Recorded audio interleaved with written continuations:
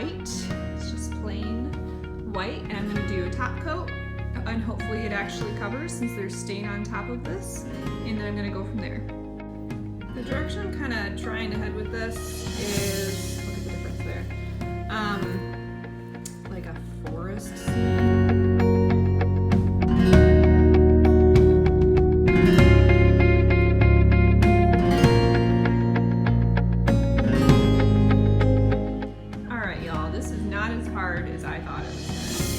Scribble like a kindergartner, then you can do this, okay? I have no artistic abilities, but I think those look like trees. So I'm gonna show you slow-mo how this works.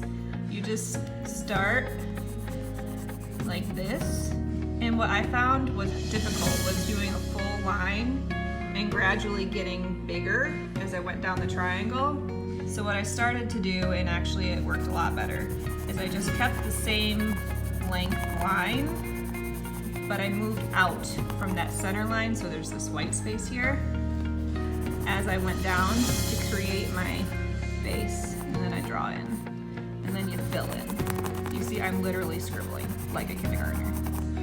All right, then I go back through the center and just do a quick little cover up of that middle line. You see how there's like little bits of white?